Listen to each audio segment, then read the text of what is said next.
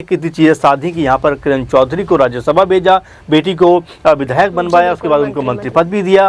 तमाम लोगों का जिक्र करें, राम कुमार गौतम का भी नाम कहने का इसमें आ रहा है और भी तमाम लोगों का नाम इसमें आ रहा है। लेकिन महत्वपूर्ण बात यह है कि बीजेपी किस तरह से इसको मैनेज करती है, क्योंकि जब मुख्यमंत्री बनने की बारी हरियाणा में आई तो उसमें राव इंद्रजीत ने प्रमुखता से कहा कि भाई हम हमेशा बीजेपी के लिए महत्वपूर्ण रहे हैं। जो अहिरवाल कह सकते हैं बेल्ट है, यहाँ पर 11-12 सीटें, उसमें 9-10 सीटें हमेशा बीजेपी को मिलती रही हैं। और यहाँ तक कि उन्होंने ताकत भी दिखाई कि उनके घर पे 10 से 11 जो विधायक थे वो पहुँचते नजर आते हैं।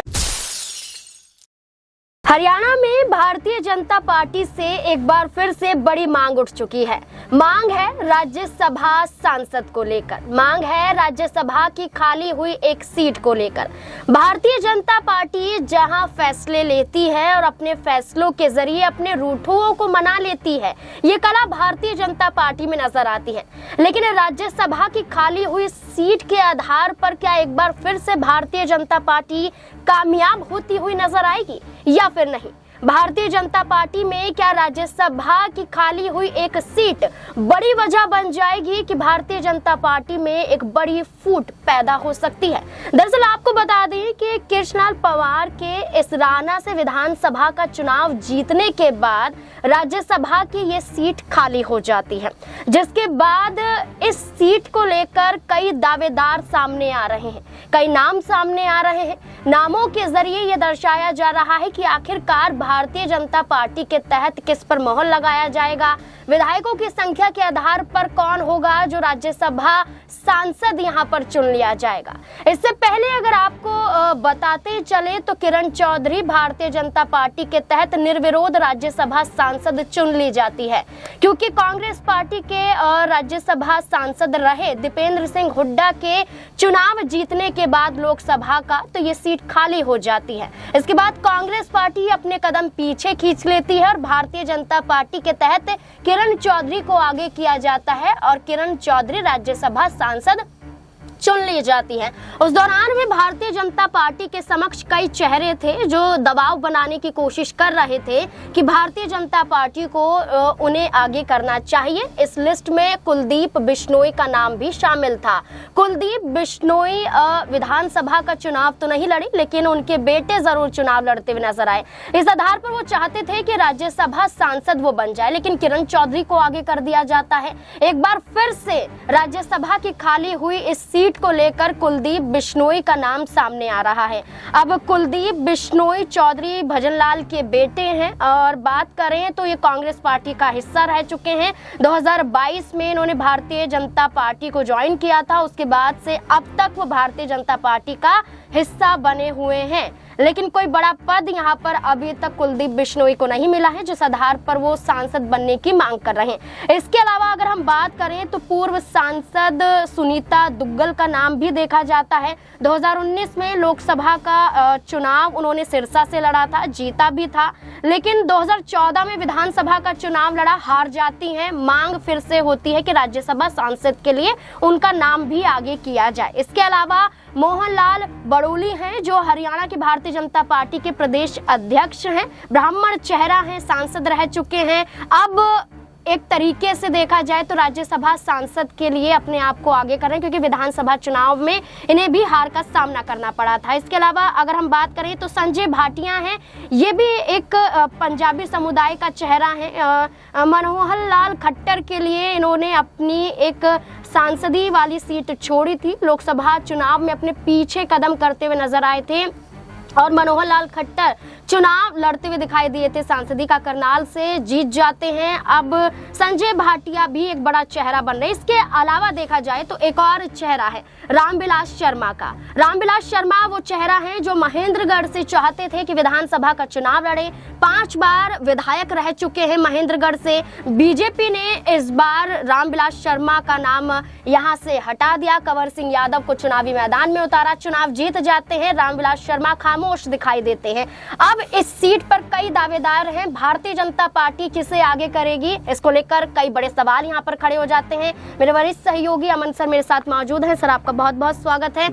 सर, किरण चौधरी के दौरान भी किरण चौधरी का नाम आगे करने को लेकर बीजेपी के कई दिग्गज नाराज थे। ये दावा किया जा रहा था कि कांग्रेस से आई और आते ही आपने मौका दे दिया, लेकिन बीजेपी ने अपने नाराज चेहरों की नहीं सुनी, अपनी सुनी, किरण चौधरी को सांसद बना दिया। क्या लगता है इस बार भी कई चेहरे सामने आ रहे हैं, क्या बीजेपी इस बार भी नाराज करती हुई दिखाई देगी? देखिए नाज़मीन, आपने शुरुआत में एक जिक्र किया था कि बीजेपी को रूठों को मनाना बहुत अच्छे से आता है, और ये कला मेरे ख्याल में मुझे ऐसा लगता है कि बीजेपी के अंदर सबसे बड़ी खूबी है, या बीजेपी की सबसे बड़ी खूबी कही जा सकती है कि वो अपने रूठों को मना लेती है नाज़मीन, और ये बारंबार हमें देखने को मिला है। मैं ज़रा थोड़ा सा और भी राज्यों का जिक्र करना चाहूँगा कि हम अगर 3-4 महीने पहले जब चुनाव हुए थे, जिसमें राजस्थान का जिक्र कर सकते हैं, मध्य प्रदेश का जिक्र कर सकते हैं, छत्तीसगढ़ का जिक्र कर सकते हैं, तीनों के बड़े चेहरों को देखिए कितनी खूबसूरती से बीजेपी ने हटाया कि पार्टी के अंदर कोई बवाल भी नहीं मचा। मुख्यमंत्री जो वसुंधरा राजे बनने वाली थी राजस्थान में, उनके नाम पर, उनकी जगह पर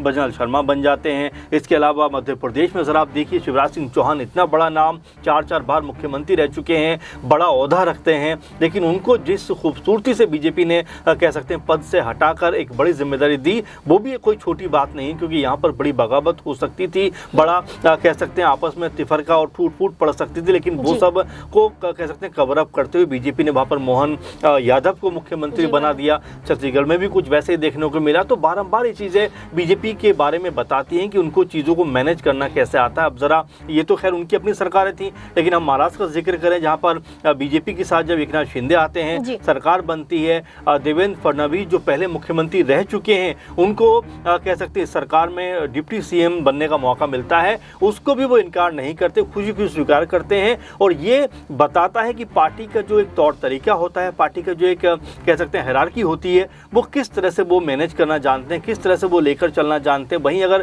कांग्रेस पार्टी का जरा जिक्र हम लोग कर लें, यहाँ पर छोटी छोटी बातों को लेकर लोग जो है पार्टी छोड़ देते हैं, दल छोड़ देते हैं, यहाँ तक कि इतने लंबे वक्त से साथ होते हैं, लेकिन बातों ही बातों में उससे अलग होने में देर नहीं लगाते। तो ये आपस का जो कह सकते हैं दोनों पार्टियों का जो डिफरेंस नज़र आता है, वो ये नज़र आता है कांग्रेस पार्टी मैनेज नहीं कर पाती, बीजेपी बेहतर तरीके से मैनेज कर जाती है। किरण चौधरी का आपने जिक्र किया, वास्तव में इसमें कोई दोहराई की बात नहीं कि जब वो कांग्रेस छोड़कर बीजेपी में शामिल हुई, एक लंबा चौड़ा उनका करियर रहा कांग्रेस पार्टी में, कह सकते हैं कई सालों तक वो कांग्रेस पार्टी की नुमाइंदगी करती रही, लेकिन जैसे बीजेपी के अंदर आती हैं, और देखिए यही सोच होती है, क्योंकि अगर किरण चौधरी बीजेपी के खेमे में नहीं आई होती तो जाट वोट कहीं ना कहीं कांग्रेस पार्टी के पक्ष में जाता, और कांग्रेस पार्टी चुनाव में हारती नहीं बल्कि यहाँ पर सत्ता में आती हुई नजर आती। लेकिन बीजेपी ने एक चीज से कितनी चीजें साधी कि यहाँ पर किरण चौधरी को राज्यसभा भेजा, बेटी को विधायक बनवाया, उसके बाद उनको मंत्री पद भी दिया। अब इसके बाद जिस तरह से आप सीट का जिक्र कर रहे राज्यसभा, जिसमें कई दावेदार निकल कर सामने आ रहे हैं, तो मुझे ऐसा लगता है, देखिए दावा तो कई लोग करते हैं। आपने देखा कि जब मुख्यमंत्री बनने की बारी हरियाणा में आई तो उसमें राव इंद्रजीत ने प्रमुखता से कहा कि भाई हम हमेशा बीजेपी के लिए महत्वपूर्ण रहे हैं। जो अहिरवाल कह सकते हैं बेल्ट है, यहाँ पर 11-12 सीटें, उसमें 9-10 सीटें हमेशा बीजेपी को मिलती रही हैं, और यहाँ तक कि उन्होंने ताकत भी दिखाई कि उनके घर पे 10 से 11 जो विधायक थे वो पहुँचते नजर आते हैं। तो ये तमाम चीज़ों को देखने के बाद, होने के बाद भी बीजेपी बैठक करती है, अमित शाह उस बैठक में जाते हैं, मोहन यादव उस बैठक में जाते हैं, और बिना किसी कह सकते हैं कि आपस की तोड़फोड़ के, बगावत के एक नाम पे फिर मोहर लग जाती है। वो नाम होते हैं नायब सिंह सैनी, और यहाँ पर उनको अनिल विज भी स्वीकार करते हैं, और यहाँ पर उनको राव इंद्रजीत भी स्वीकार करते हैं। तो ये जो मामला है सिर्फ राज्यसभा सीट का नहीं है, बल्कि बीजेपी के अंदर जो कोऑर्डिनेशन है, जिस तरह से एक दूसरे का एहतराम किया जाता है, ये मामला उसका है। कांग्रेस पार्टी जब तक इस चीज़ को फॉलो नहीं करेगी, इस चीज़ को नहीं अपने अंदर लेकर आएगी, तब तक उनकी पार्टी जो है कोई बहुत बड़ी जीत की तरफ देख नहीं सकती। हरियाणा में जीता हुआ चुनाव हारने का मतलब ही है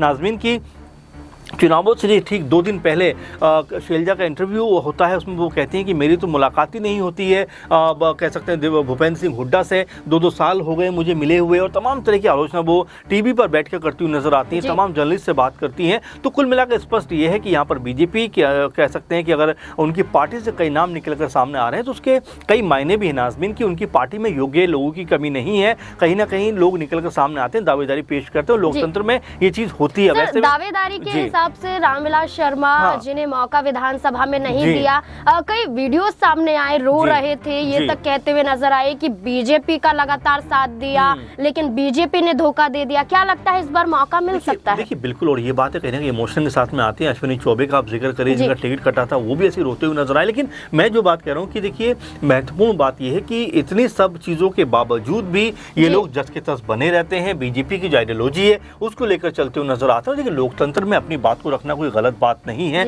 इस मामले में बीजेपी की तारीफ होना जरूरी है। लेकिन साथ में जिस तरह से आप जिक्र कर रहे हैं, चाहे कह सकते हैं रामविलास शर्मा का जिक्र करें और तमाम लोगों का जिक्र करें, रामकुमार गौतम का भी नाम कहने का इसमें आ रहा है और भी तमाम लोगों का नाम इसमें आ रहा है। लेकिन महत्वपूर्ण बात यह है कि बीजेपी किस तरह से इसको मैनेज करती है, क्योंकि यहाँ से राज्यसभा जब बीजेपी का प्रत्याशी जाएगा, बीजेपी का एक मेंबर वहां पहुंचेगा, तो जाहिर बात है कि बीजेपी की आइडियोलॉजी बढ़ती हुई नजर आएगी। आपने देखा कि जब चुनाव से ठीक पहले किरण चौधरी का नॉमिनेशन हुआ था, उसके कह सकते हैं एवज में कांग्रेस पार्टी की तरफ से पूछा गया कि भाई आप चुनाव लड़ोगे? कहते हैं हमारे पास संख्या बल नहीं है, हम चुनाव में नहीं जाएंगे। अब सोचिए इतनी बड़ी पार्टी है और चुनाव में जाने की बात से मना कर देते हैं, तो ये अपने आप में होता है कि सरेंडर करने की स्थिति आ जाती है। भाई आप फाइट में जाइए, भले आप चुनाव हारिए, वो एक अलग बात है, लेकिन इसका मतलब ये नहीं कि आप चुनाव में जाने से पहले अपने आप को सरेंडर कर देंगे कि भाई हम तो जीत नहीं पाएंगे इसलिए हम नहीं जाएंगे। तो अगर ऐसा सोचने लग गए तो मेरे ख्याल से पार्टी का जो कह सकते हैं दिशा और दशा है वो दोनों कहीं ना कहीं सवालों के घेरे में आ सकती है। भले ही आपके पास संख्या बल कम हो नाज़मीन, और ये बारंबार देखा गया है। मोदी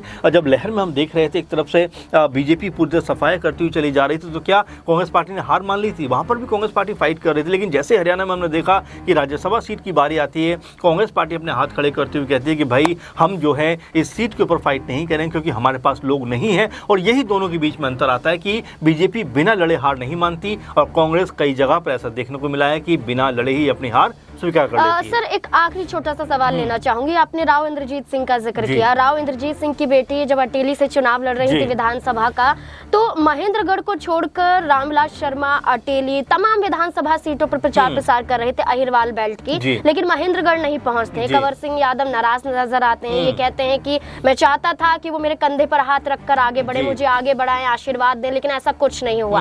राव इंद्रजीत का साथ दिया रामविलास शर्मा ने। ऐसे वक्त पर क्या राव इंद्रजीत सिंह खुद आगे रामविलास शर्मा को करते हुए दिखाई? बिल्कुल, राजनीति में कुछ भी संभव है और जाहिर बात है कि गुटबाजी जो है वो तो नजर आती है और बिल्कुल इसमें कोई ऐसी बात नहीं है कि हैरानी की बात नहीं है, चौंकने की बात नहीं है कि गुटबाजी सिर्फ बीजेपी के अंदर है, कांग्रेस पार्टी में भी है और तमाम दीगर जो पार्टियां हैं सबके अपने फेवरेट होते हैं और जाहिर बात है उनको हर कोई आगे बढ़ाने की बात करता है। तो इसमें कोई संदेह की बात नहीं है कि राव इंद्रजीत भी अपने फेवरेट को आगे बढ़ाते हुए नजर आए। लेकिन क्या वाकई में जो बीजेपी अभी से तैयारी कर रही है, क्या वास्तव में कांग्रेस पार्टी यहाँ पर तैयारी कर रही होगी या अभी से हार मान लेगी? ये भी अपने आप में बड़ा प्रश्न है, क्योंकि यहाँ भले ही कांग्रेस के पास संख्या बल कम है, लेकिन जिस तरह से वो पहले से हार मान रही है, इसका मतलब ये है कि वो चुनाव में जा तो रहे, चुनाव लड़ तो रहे, लेकिन शायद अधूरे मन से जो मंशा उनकी नजर आती है। क्योंकि यहाँ पर भले ही आपके पास संख्या बल कम हो, लेकिन हौसला कम नहीं होना चाहिए। चुनाव में भले ही आपको दिख रहा हो कि हम हार सकते हैं, लेकिन लड़ना चाहिए। ऐसे में कांग्रेस पार्टी कौन सा दावेदार यहाँ पेश करेगी वो देखना होगा और साथ में बीजेपी की तरफ से वो कौन सा नाम फाइनल होता है जिसके ऊपर बीजेपी मोहर लगाती है और तमाम जो लोग हैं वो किस तरह से इस नाम के ऊपर रिएक्ट करते हुए दिखाई पड़ते हैं। मेरे ख्याल से ये देखना सबसे अधिक जरूरी होने वाला है। बिल्कुल, यहाँ पर कांग्रेस पार्टी के तहत अभी तक कोई नाम सामने नहीं आया है, लेकिन भारतीय जनता पार्टी के तहत कई नाम सामने आ रहे हैं। किरण चौधरी निर्विरोध चुनाव जीत जाती है। अब देखना होगा कि क्या यहाँ पर भी यही तस्वीरें फिर से दोहराई जाएंगी? क्या भारतीय जनता पार्टी जिस नाम को आगे करेगी, क्या वो निर्विरोध यहाँ पर राज्यसभा सांसद चुन लिया जाएगा? लेकिन सबसे पहले वही सवाल बन जाता है कि आखिरकार दावेदार कई हैं, बीजेपी किस पर फैसला लेती है? इस पूरे मुद्दे को लेकर अब आपकी राय क्या है? कमेंट सेक्शन में जरूर बताएं। देखते रहे इस पे 9 न्यूज़। धन्यवाद।